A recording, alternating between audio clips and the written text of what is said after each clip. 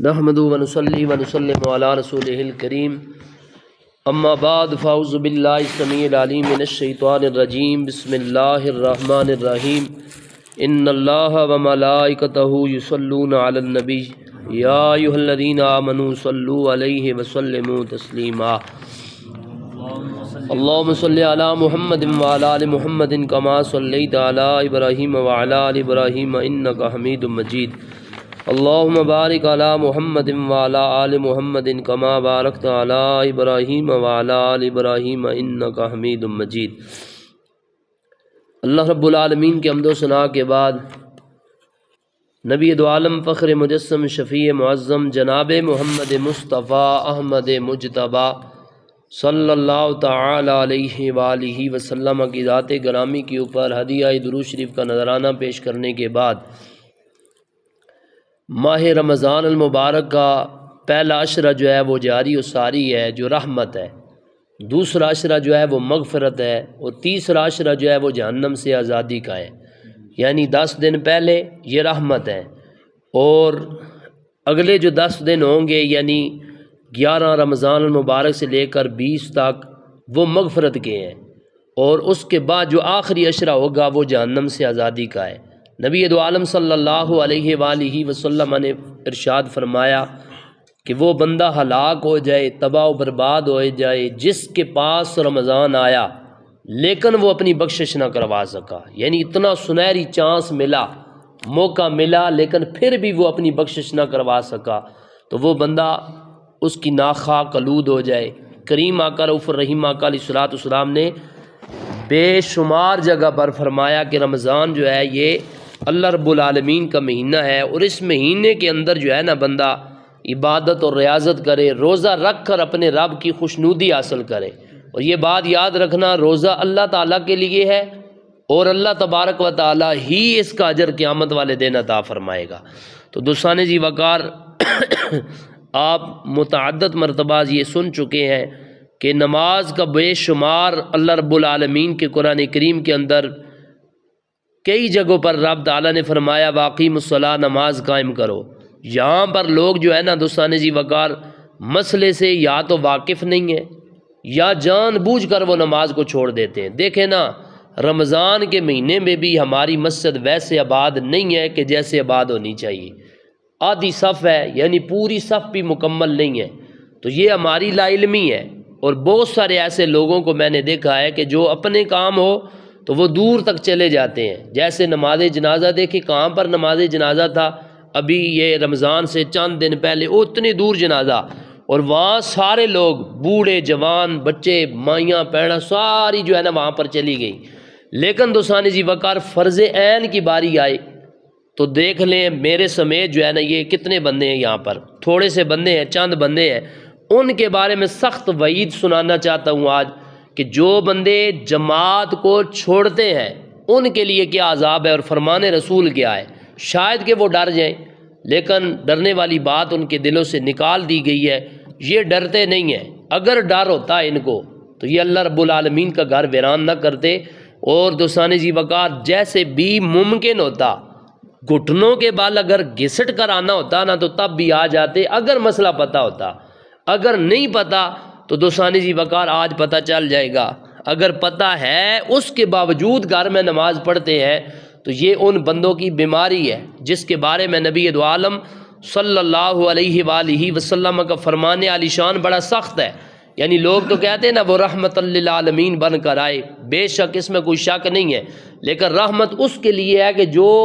ان کی شریعت کو رحمت سمجھے، تو جو سمجھے ہی نہ ان کی شریعت کو رحمت ہی نہ سمجھے پھر ان کے لیے وہ کیا ہوگا، قیامت والا دن ہوگا تو پھر یہ دیکھنا کہ وہاں پر ترازو جب لگے گا نا تو بندہ دعویٰ کرے گا یہ میرے نبی ہیں، لیکن جب نبی خود فرمائیں گے یہ میرا امتی نہیں ہے تو پھر کیا ہوگا، تو پھر ہمارا تو کچھ نہیں بن سکے گا۔ دوستان جی وقار 2 سوال ہیں اور 2 سوالوں کے جواب جو ہے وہ آپ لوگ سماعت کریں گے۔ پہلا سوال فرمایا جن لوگوں کے گھر پر اذان سنائی دیتی ہے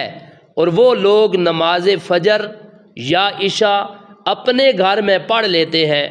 ایسے لوگوں کی نمازیں گھر پر بلا عذر شرعی ہوں گی یا نہیں؟ یہ پہلا سوال ہے۔ دوسرا سوال شرعی عذر کیا ہے جن کی بنا پر گھر پر نماز پڑھنا درست اور ٹھیک ہوگا؟ یہ دو سوال ہے۔ یعنی پہلا سوال کہ جو لوگ اپنے گھر پر نماز پڑھتے ہیں، اذان بھی ان کو سنائی دیتی ہے۔ آج کل تو وہ دور رہا نہیں ہے کہ سپیکر نہ ہو، تقریباً سپیکر کی ہماری مسجد کی تقریباً 5 ادھر اور 2 ادھر 7 یونٹیں لگی ہوئی ہیں، لیکن اس کے باوجود اگر ہماری صف بھی مکمل نہ ہو تو یہ بڑے دکھ کی بات ہے۔ یہ جہاں بھی میں جاؤں گا تو انشاءاللہ العزیز آپ کے جامع مسجد انوار مدینہ کا نام لے کر ضرور کہوں گا کہ یار میری ڈیوٹی وہاں پر لگی جہاں صف بھی پوری نہیں ہوتی تھی۔ یعنی اللہ رب العالمین سے اتنی دوری ہو گئی ہے کہ ہم لوگ مسجد میں نہ آئیں۔ پہلا سوال کہ جو گھر میں نماز پڑھتے ہیں، اور دوسرا سوال یہ ہے کہ وہ شرعی عذر کون سے ہیں جن کی بنا پر بندہ گھر پر نماز پڑھے تو وہ درست ہوگا؟ تو آگے جواب سنیے۔ فرمایا کہ حدیث پاک کے اندر آیا، نبی دو عالم صلی اللہ علیہ وآلہ وسلم کا فرمان علی شان ہے، اگر گھروں میں عورتیں اور بچے نہ ہوتے تو میں عشاء کی نماز قائم کرتا اور اپنے نوجوانوں کو حکم دیتا کہ جو کچھ بے نمازیوں کے گھروں میں ہے اسے جلا دے۔ مشکات شریف کی حدیث مبارکہ ہے۔ اور فرمایا کہ گھر پر جو نماز ادا فرماتے ہیں ان کی نماز تو ہو جائے گی، فرمایا جماعت سے نماز پڑھنا واجب ہے۔ جماعت سے نماز پڑھنا کیا ہے جی؟ واجب ہے۔ اور جو واجب کا چھوڑنے والا ہو اس کے بارے میں کیا حکم ہے؟ فرمایا لہٰذا جو لوگ بلا عذر شرعی نمازیں گھر پر پڑھ لیتے ہیں، اگرچہ ان کی نمازیں ہو جاتی ہیں، مگر ایک بار ایسا کرنے والا ترک جماعت کے سبب گنہگار اور مستحق سزا ہے، اور کئی بار یعنی بار بار یہ عمل جو کرتا ہے گھر میں نماز پڑھتا ہے، فرمایا اور کئی بار بلا عذر ترک جماعت کرنے والا فاسق اور مردود الشہادہ ہے۔ یعنی کہ اگر وہ شہادت دے گا تو اس کی شہادت کو قبول نہ کیا جائے گا کہ جو گھر پر نماز پڑھنے والا ہے، جو اللہ کے گھر میں نہیں آتا۔ اور دوسرا فرمایا کہ بغیر شرعی عذر کے جو ایک مرتبہ اگر گھر میں نماز پڑھے تو ٹھیک ہے، رخصت ہے اس کے لیے، جو بار بار ایسا عمل کرے تو فرمایا کہ وہ فاسق بندہ ہے۔ وہ کون بندہ ہے جی؟ فاسق۔ جیسا داڑھی مون بندہ اس کو فاسق کہتے ہیں، یعنی داڑھی حد شرع جو ہے اس سے کم کرانے والا وہ جو ہے نا وہ فاسق ہے، اس کے پیچھے امامت جائز نہیں ہے، اور فاسق مولن ہے وہ بندہ، یعنی ملعون شدہ ہے۔ تو فرمایا اسی طریقہ سے وہ بندہ جو جماعت میں جان بوجھ کر نہیں آتا، جماعت کے ساتھ نماز پڑھنا یہ واجب ہے، فرض کے بعد واجب کا درجہ ہے، اور جو فرض چھوڑے تو وہ بھی گنہگار ہے، جو واجب چھوڑے وہ بھی گنہگار ہے۔ یہ بات یاد رکھنا۔ تو پتہ چل گیا میرے کریم آقا رؤوف الرحیم آقا علیہ الصلوۃ والسلام فرماتے ہیں، حدیث مبارکہ ہے، فرمایا کہ میں عشاء کی نماز قائم کرواتا، کھڑا کرواتا اور اپنے نوجوانوں کو حکم دیتا جو کچھ بے نمازیوں کے گھروں میں ہے اسے جلا دے۔ یعنی جو حاضر نہیں ہوتے تو اس سے تو یہی ثابت ہوتا ہے تو وہ نمازی نہیں ہے۔ اگر نمازی ہوتے تو وہ اللہ کے گھر میں آتے، جیسے حضور علیہ الصلوۃ والسلام کے دور اقدس صلی اللہ علیہ وآلہ وسلم کے اندر یہ سپیکر نہ ہوتے تھے، لیکن بلال حبشی سرکار کو میرے نبی علیہ الصلوۃ والسلام نے اپنا مؤذن فرمایا، اور فرمایا بلال کی آواز سب سے بلند ہے۔ تو میرے کریم آقا نے ایک چبوترا جو ہے نا اس کے اوپر حضرت بلال حبشی سرکار کو کھڑا کر کے اذان کی ڈیوٹی جن کی لگائی حضرت بلال حبشی سرکار ہے، اور اتنا بلند ان کا آواز تھا، جہاں تک آواز جاتی سارے بندے اللہ تبارک و تعالیٰ کی مسجد کے اندر حاضر ہو جاتے۔ لیکن آج حال یہ بنا ہے کہ 8 یونٹیں لگی ہیں اور اتنے دور تک آواز جا رہا ہے، لیکن آنے والا محلے سے اٹھ کر نہیں آ رہا۔ تو پھر کیا ہے یار کہ ہمارے انتظام کرنے میں کمی تو نہیں ہے نا، انتظام تو ہو رہا ہے الحمدللہ، اللہ کے گھر کا انتظام جو ہے نا یہ چل رہا ہے، یعنی آوازیں ہم تک پہنچ رہی ہیں، لیکن اس آواز کا کیا فائدہ جو ہمارے کانوں تک ٹکرائے بھی لیکن پھر بھی ہمارے کان بند ہو جائیں، ہم اللہ کے گھر میں نہ آئے۔ تو پھر ایسے بلاوا اگر دنیا دار کوئی بندہ ہو نا، میں اگر کسی بندے کو بلاؤں یا آپ لوگ مجھے دعوت دیں یا آپ کسی بندے کو بلائیں تو وہ بندہ سن بھی رہا ہو دیکھ بھی رہا ہو تو پھر بھی اگر نہ آئے آپ کو ملنے کے لیے، آپ کی دعوت پر نہ آئے تو آپ اس سے ناراض ہوں گے یا خوش ہوں گے؟ ناراض ہوں گے نا آپ ان سے کہ یار میں نے بلایا بھی ہے تو یہ بندہ میری بات کو نہیں سن رہا، تو اللہ تعالیٰ کا بلاوا 5 مرتبہ آتا ہے یا نہیں آتا؟ حی علی الصلاح کی صدا کس کی ہے؟ رب تعالیٰ کی ہے نا، آؤ نماز کے لیے۔ حی علی الفلاح کس کا بلاوا ہے؟ آؤ فلاح کے لیے اللہ رب العالمین کا بلاوا ہے، لیکن اس کے باوجود ہم حاضر نہیں ہوتے۔ یہ دوستان ذی وقار پہلا سوال تھا کہ جو لوگ بلا شرعی عذر کے گھر میں نماز پڑھتے ہیں ان کی ہو جاتی ہے یا نہیں؟ تو آپ لوگوں نے سن لیا کہ جماعت سے نماز پڑھنا واجب ہے، اور واجب کا تارک جو بندہ ہے یعنی جان بوجھ کر نماز چھوڑنے والا یہ گناہگار ہے۔ دوسرا سوال کہ شرعی عذر کیا ہے، یعنی کہ شریعت کے عذر کیا ہے کہ جو جن کو بندہ معذور کہے یا شرعی عذر والا کہے، اس کے لیے جو ہے نا دوستان ذی وقار یہ نوٹ فرما لے اور یہ یاد رکھ لے کہ شرعی عذر کیا کیا ہے۔ اندھا ہونا یہ شرعی عذر ہے، یعنی اللہ تبارک و تعالیٰ نے ایک بندے کو آنکھیں نہیں دی، یعنی آنکھیں تو ہیں اس میں بینائی نہیں ہے، نظر نہیں آ رہا، اندھا بندہ ہے تو یہ شرعی عذر والا ہے۔ دوسرا فرما ابانج، یعنی کہ جو چل پھر نہ سکتا ہو، یعنی ابانج ہو گیا بندہ، تو یہ بندہ جو ہے نا یہ بھی شرعی عذر والا ہے۔ تیسرا فرمایا کہ اتنا بوڑھا، یعنی کہ جو اتنا بوڑھا ہو چکا ہے کہ جو چل پھر نہیں سکتا، اٹھ نہیں سکتا، خود بخود مسجد میں آ نہیں سکتا، تو یہ بندہ بھی شرعی عذر والا ہے۔ پھر فرمایا وہ بیمار کہ جس کی بیماری اس حد تک پہنچ گئی کہ وہ بستر کے علالت کے اوپر ہے، بستر علالت کے اوپر ہے، یعنی اٹھ نہیں سکتا، خود بخود چل پھر نہیں سکتا، وہ بیمار۔ ہماری طرح کا بیمار نہیں، تھوڑا سا پیٹ میں درد ہوا تو ہم لوگ کہیں کہ جی بہت ڈاڑی بیماری ہے جی، ایک گچھنی نہیں پئی تو میں روزہ بھی چھوڑی دینا، تو اے جناب والا روزہ اگر چھوڑیں گے تو اس کا جو آپ کو فدیہ ادا کرنا پڑے گا، اور یہ بالکل ہٹ درمی ہے کہ بندے کو تھوڑی سی بیماری آئے تو وہ روزہ چھوڑ دے۔ یہ بات یاد رکھنا، رمضان کا ایک روزہ رکھنا اتنی زیادہ فضیلت کا حامل ہے۔ فرمایا کہ غیر رمضان، یعنی روزے گزر جائے نا جب، غیر رمضان ساری زندگی بندہ روزہ رکھے تو وہ ثواب نہیں ملے گا جو رمضان کے اندر ایک روزہ رکھنے کا ثواب ہے۔ تو دوستان ذی وقار فرمایا کہ اتنا بیمار کہ جو بستر علالت کے اوپر ہو وہ بھی شرعی بیمار ہے۔ پھر فرمایا کہ سخت بارش ہو، یعنی سخت بارش سے یہ مراد ہے کہ جب میں نے لوگوں کو دیکھا کہ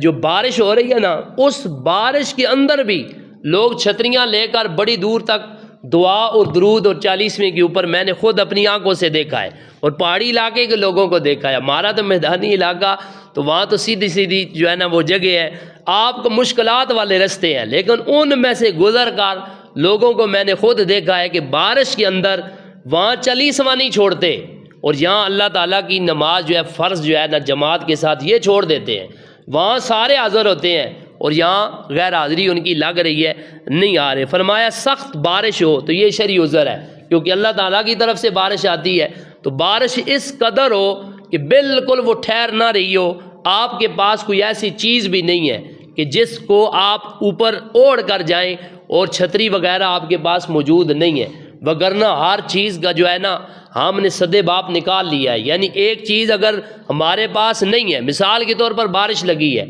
یہاں سے کوئی بندہ کہے نا کہ دارے اور کوٹی کے اندر جو ہے نا راشن جو ہے وہ تقسیم کیا جا رہا ہے، بس صرف اتنا اعلان کروانے کی دیر ہے، تو پھر میں یقین کے ساتھ کہتا ہوں چھتری ہو یا نہ ہو، آپ کہیں گے جی کپڑے ہم آ کر بدل لیں گے لیکن جانا ضرور ہے۔ پھر کیا ہوا؟ یہ منافقت نہیں ہے تو پھر کیا ہے؟ اللہ کے لیے نہیں آئے تو اپنی ذات کے لیے کہاں سے کہاں چلے گئے، بغیر جو ہے نا چھتری کے چلے گئے، اور خود آپ کے منہ کے لفظ ہے، آپ کہتے ہیں کہ کپڑے بدل لیں گے۔ بھائی اللہ تعالیٰ کے لیے کپڑے بدلو تو سبحان اللہ کیا بات ہے۔ تو لوگوں سے جب کہا جائے نا نماز پڑھو تو وہ آگے سے کہتے ہیں کہ میرے کپڑے ٹھیک نہیں ہیں۔ بھائی ٹھیک نہیں ہے تو بدل بھی تو سکتے ہیں نا، 10 جوڑے آپ کے گھر کے اندر موجود ہیں۔ تو فرمایا سخت بارش ہو یا شدید کیچڑ کا حائل ہو، یعنی کہ اتنا کیچڑ ہو یہ رستے کے اندر جو ہے آپ کے کپڑے خراب ہونے کا خدشہ ہے یا گرنے کا خدشہ ہے، تو پھر یہ شرعی عذر ہوگا۔ اس کی بنا پر اگر آپ مسجد میں نہیں آئیں گے تو پھر عذر شامل ہوگا۔ پھر فرمایا آندھی ہو یا سخت اندھیری ہو یا سخت سردی ہو۔ سخت سردی سے مراد یہ ہے کہ جن سردی سے بندے کی جان جانے کا خدشہ ہو، یہاں وہ سردی مراد ہے۔ یہ سردیاں تو کچھ بھی نہیں ہیں دوستان ذی وقار، جیسے ہمیں لوگوں نے ڈرایا جی پہاڑی علاقے میں آپ آ تو گئے ہیں تو یہاں تو بڑی ٹھنڈ ہونی، بالکل تسی ہاتھ نہیں لائی سکنے ہو پانی کی، تو بحمدی تعالیٰ بندہ نہ چیز نہ مرا ہے تو نہ بھاگا ہے، یہیں پر موجود ہے، اور یہیں پر میں نے سردیاں الحمدللہ نکال لی ہیں۔ یہ تو سردی کوئی چیز ہی نہیں ہے، اس سے سخت سردیاں بھی الحمدللہ ہم نے دیکھی ہیں، اور میرے نبی کریم علیہ الصلوۃ والسلام کا فرمان علی شان ہے، کریم آقا فرماتے ہیں سردیوں کا وضو ٹھنڈے پانی سے کرنا اور گرمیوں کا روزہ رکھنا یہ اللہ کو بڑا پیارا ہے، سردیوں کا ٹھنڈے پانی کے ساتھ۔ اور میں اللہ کی قسم اٹھا کر کہتا ہوں، کئی دن ایسے بھی آئے ہیں کہ پانی گرم نہ تھا لیکن سخت سردی کے باوجود پانی ٹھنڈا تھا، اس کے باوجود ٹھنڈے پانی سے جو چس آئی نا وضو کرنے کی، وہ گرم پانی سے بھی نہیں آئی۔ جو ایمان والا ہو، جس کا ایمان زندہ ہو نا، جس کا ضمیر زندہ ہو، تو وہ تو یہی کہے گا کہ یار اگر وضو کرتے موت آ گئی تو شہادت کی موت ملے گی۔ لیکن ہماری بیماری کیا ہوتی ہے، ہم کہتے ہیں جی بس سردی بڑی سخت ہے، تو فرمایا کہ سخت سردی یا آندھی ہو تو فرمایا یہ شرعی عذر ہے، اور اس کے بعد فرمایا کہ پاخانہ پیشاب کی شدید حاجت کا ہونا، یعنی بزرگوں کو دیکھا گیا کہ یہ بیماری ان کے اندر پائی جاتی ہے کہ وہ کہتے ہیں کہ ہمیں پیشاب کی جو ہے نا بار بار حاجت ہوتی ہے، وضو نہیں ٹھہرتا، ہم وضو کرتے ہیں تو 1 منٹ کے بعد ہمارے جو ہے وہ قطرے آنا شروع ہو جاتے ہیں پیشاب کے، یا پیشاب کی حاجت ہوتی ہے، تو پھر ہم قاری صاحب اگر مسجد میں آئیں گے تو ظاہری بات ہے وہاں سے وضو کر کے چلے، یہاں آتے ہوئے پھر ہم نے وضو کرنا ہوگا تو جماعت ہماری رہ جائے گی، تو شرعی عذر ہے۔ ان کے علاوہ یہ سارے یہاں پر عذر لکھے ہوئے ہیں، ان کے علاوہ بندہ یہ کہے کہ ہم بڑے دور رہتے ہیں۔ بھائی ایک صحابی رسول تھے جن کا گھر مسجد نبوی شریف سے کافی دور تھا، اور ان کے دل کا ارادہ بنا کہ میں مسجد سے بڑا دور ہوں، تو اس طرح نہ کروں کہ مسجد کے قریب اگر مجھے کوئی زمین ملے نا تو میں اپنا گھر مسجد کے قریب بنا لوں تاکہ جلدی میں مسجد میں پہنچ جایا کروں۔ تو نبی دو عالم صلی اللہ علیہ وآلہ وسلم کو جب پتہ چلا نا تو میرے کریم آقا نے اس صحابی کو بلا لیا، طلب کر لیا، بلایا، اور میرے آقا نے فرمایا کہ تم کیا ارادہ رکھتے ہو؟ عرض کی یا رسول اللہ مسجد سے بڑا دور ہوں تو ٹائم لگ جاتا ہے، اتنے دور سے چل کر آتا ہوں، تو میں چاہتا ہوں کہ مسجد نبوی شریف کے قریب اگر کوئی زمین ملے تو میں اپنا گھر بنا لوں۔ سنیے گا دوستان جی وقار، میرے کریم آقا نے فرمایا اے میرے صحابی تم اس پر خوش نہیں ہو کہ جتنے قدم دور سے چل کر آؤ گے ہر قدم پر میرا رب اجر جزیل عطا فرمائے گا؟ یعنی یہ بات ٹھیک نہیں ہے، دور سے آؤ گے جتنے قدم بنیں گے ہر قدم پر میرا رب تمہیں اجر عطا فرمائے گا۔ تو جب یہ صحابی رسول نے سنا نا، تھے وہ صحابی کوئی اور نہیں تھے، اگر ہماری طرح ہوتے نا تو پھر کہتے کہ ٹھیک ہے، لیکن وہ صحابی رسول تھے، وہیں پر اپنا ارادہ ترک فرما دیا۔ انہوں نے کہا میں اس پر راضی ہوں، خوش ہوں کہ میں جتنی دور سے آؤں گا چل کر آؤں گا، جتنے قدم میرے اللہ کے گھر کی طرف اٹھیں گے اتنے قدموں پر میرا اللہ مجھے اجر جزیل عطا فرمائے گا، ثواب عطا فرمائے گا۔ یہ شرعی عذر نہیں ہے جو ہم لوگوں نے بنا لیا، او جی مسجد بڑی دور ہے جی اسی نہ آ سکنے جی، ایڈے دور تو کس طریقے نہ ٹر گیا ہم، اے شرعی عذر نہیں ہے۔ پیٹے نہ درد جڑا اے بھی شرعی عذر نہیں ہے۔ دوری جو ہے یہ بھی سفر جو ہے نا ہم چل کر جب جائیں گے تو دور ہونے کی مسجد سے، یعنی کہ یہ شرعی عذر نہیں ہے۔ شرعی عذر وہی ہیں جو آپ لوگوں نے سن لیے، اندھا ہونا اور ابانج ہونا، اتنا بوڑھا کہ جو چل پھر نہ سکے، اتنا بیمار جو اٹھ نہ سکے۔ فرمایا سخت بارش ہو، شدید کیچڑ ہو، آندھی ہو، طوفان ہو، سخت سردی ہو تو پخانے کی حاجت ہو، یہ شرعی عذر ہے۔ اگر اس بنا پر کوئی بندہ گھر میں نماز پڑھے تو ان کی نماز ہو جائے گی، وہ بندے گناہگار نہیں ہوں گے۔ اس کے علاوہ ہم اگر ٹھیک ٹھاک ہے، ہٹے کٹے ہے، تو گھر میں مصلی بچھا کر نماز اس لیے پڑھیں کہ جماعت یار بڑی لیٹ ہوتی ہے یا ہمیں جو ہے نا سخت نیند آئی ہوتی ہے تو اس لیے ہم گھر میں نماز پڑھ لیتے ہیں، یہ کوئی عذر نہیں ہے۔ تو دوستان جی وقار، آج کے بیان میں آپ لوگوں نے یہ سماعت کر لیا۔ میرے کریم آقا فرماتے ہیں کہ میں ان گھروں کو جلانے کا حکم دوں کہ جن گھروں میں بے نماز ہوتے ہیں۔ تو پھر اندازہ لگائیے دوستان جی وقار، نماز کو ترک کرنا یہ بہت بڑا گناہ ہے، جرم عظیم ہے، قیامت والے دن اس کے بارے میں آپ کو حساب دینا پڑے گا۔ بغیر شرعی عذر کے گھر میں نماز ادا نہیں ہوتی ہے۔ اگر پھر بھی ہم پڑھیں گے تو دوستان جی وقار ہم کیا ہیں؟ فاسق ہے اور مردود الشہادہ ہیں۔ اگر ہم گواہی دیں گے تو ہماری گواہی قابل قبول نہیں ہوگی۔ اگر پنچایت کا ہمیں فیصل بنا دیا جائے تو ہمارا فیصلہ قابل قبول نہیں ہوگا، کیونکہ نبی دو عالم علیہ الصلوۃ والسلام نے فرمایا دو نمازیں منافقوں کے اوپر بھاری ہیں۔ جب پوچھا گیا سونیا وہ دو نمازیں کون سی ہیں تو میرے کریم آقا نے فرمایا فجر اور عشاء کی دو نمازیں ہیں جو منافقوں کے اوپر بھاری ہیں۔ اگر اس نماز کے اندر آپ لوگوں کو نہ دیکھیں نا تو اس بندے کو بالکل اعلانیہ طور پر کہیں کہ اگر نہ کہیں گے تو یہ آپ جرمدار ہوں گے، کیونکہ جماعت کی تاکید خود نبی دو عالم علیہ الصلوۃ والسلام نے دی ہے کہ فرض نماز اللہ کے گھر میں ادا کرو، بقیہ آپ